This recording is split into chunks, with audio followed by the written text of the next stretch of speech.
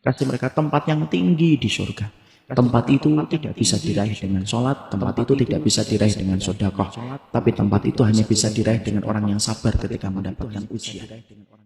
Sabar itu ternyata bukan hanya sabar ketika menghadapi ujian, tapi sabar itu ada 3, sabar dalam taat, sabar dalam meninggalkan larangan, dan yang ketiga sabar menghadapi ujian. Maka yang ketiga saya terangkan sebuah hadis yang singkat. Orang yang mendapatkan ujian, Pak, sesungguhnya pahala mereka besar, walaupun tidak sebesar yang pertama dan yang kedua. Tapi Nabi kemudian menerangkan kepada kita, kelak pada waktu hari kiamat, Allah itu akan membagi manusia jadi 2. Yang pertama, ahlul afiyah, ahlul musibah, ahlul afiyah.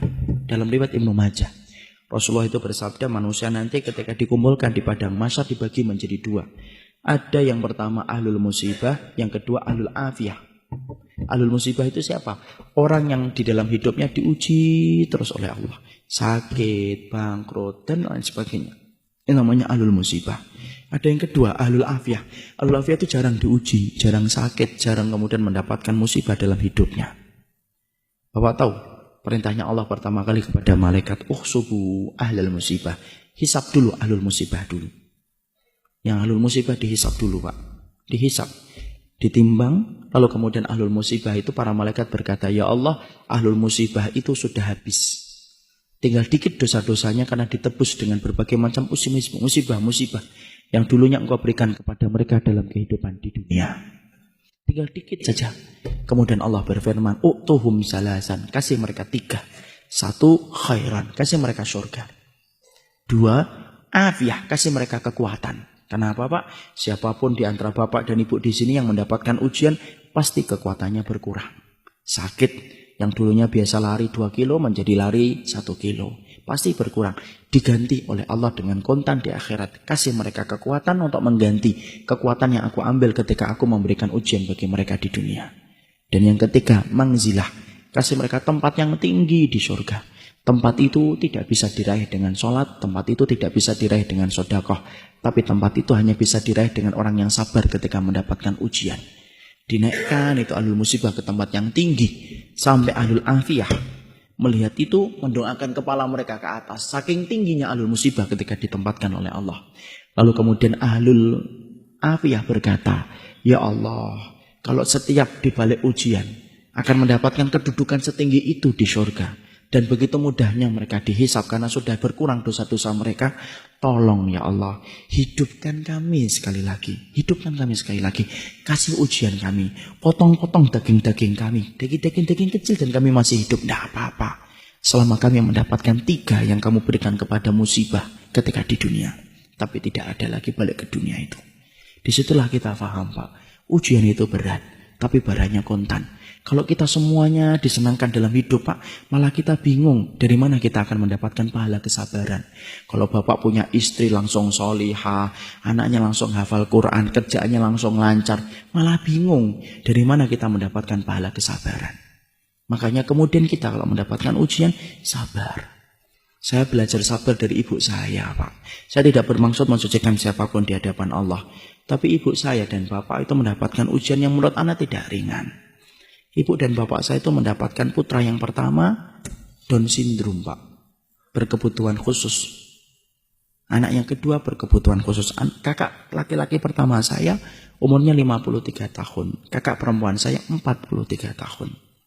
Dan itu berkebutuhan khusus Down syndrome. Mandi harus dimandikan. Makan harus dikondisikan. Tidur harus disediakan. Itulah yang menjadikan saya tidak bisa keluar kota. Sampai beberapa lama. Paling-paling setengah tahun baru sekali, 2 kali. Karena kemudian setelah pasca meninggalnya ibu, saya merawatnya. Tapi saya belajar dari kesabaran ibu saat itu. Saat itu saya ketika kecil, Pak, SMP, saya masih ingat. Kadang-kadang ibu kalau makan di warung itu tidak pernah malu beliau. Selalu digandeng kakak saya. Dan tidak pernah ditinggalkan di mobil. Saya anak SMP, wajar, malu, Pak. Saya ngomong dan komentar, Bu ditinggal aja di mobil. Kan orang pada ngeliatin. Kan kita tahu, Pak, masyarakat Indonesia tidak bisa ngelihat sesuatu yang agak beda dikit kecuali pasti dilihat terus. Ibu saya ngomong, tidak apa-apa nak, biarkan saja. Ibu yang kemudian akan megangin, kamu duduk di jauh-jauh dari ibu, tidak apa-apa. Di rumah ibu bilang, tahu nggak nak, Kadang-kadang tobat belum tentu nasuha. Kadang-kadang istighfar belum tentu hati kita khusyuk. Tapi kalau kita mendapatkan ujian dititipkan anak yang semacam ini, kalau kamu sabar, tiap hari dihapuskan dosa-dosamu walaupun kamu tidak tobat dan tidak istighfar. Selama kamu ikhlas dan ridho. Dan saya akhirnya Pak, setelah bisa di pondok, tidak ada perkara yang saya cari tahu pertama kali kecuali apa? Hisab orang yang Down syndrome dan hisab orang yang gila semenjak kecil. Orang gila itu para ulama bagi dua. Gila setengah perjalanan hidupnya, maka mereka dihisab. Ada yang gila yang kedua, Pak. Gila dari kecil, Down syndrome dari kecil. Maka mereka itu tidak dihisab oleh Allah. Mereka akan ditanya oleh Allah tentang satu pertanyaan saja. Ata'rifuni, kamu kenal dengan saya atau tidak? Kalau anak-anak itu menjawab, iya kami kenal engkau ya Allah. Langsung Allah masukkan ke surga. Tidak ada hisab sholat, tidak ada hisab puasa, tidak ada hisab amal apapun. Karena mereka bukan mukallaf dalam kehidupan di dunia. Makanya saya ingat betul ketika ibu saya pernah nyisirin kakak saya. Ibu saya kemudian ngomong kepada kakak saya, nak, nanti kalau kamu sudah di surga, jangan lupakan ibu ya, jangan lupakan bapak, jangan lupakan adikmu. Karena kamu nanti insya Allah menjadi penduduk surga. Karena Allah cabut kenikmatan sementara di dunia dan pasti Allah balas di akhirat. Kakak saya tidak ngerti apa-apa ya, cuma diusap-usap kepala ibu saya. Dan sampai hari yang terakhir, ibu saya masih memandikan, masih kemudian mengganti bajunya. Sampai malamnya beliau terserang dengan jantung. Selama 51 tahun beliau merawat itu. Dan saya belajar di situ apa? Ahlul musibah itu berat. Tapi akhirnya manis bagi orang yang ridho dan orang yang ikhlas.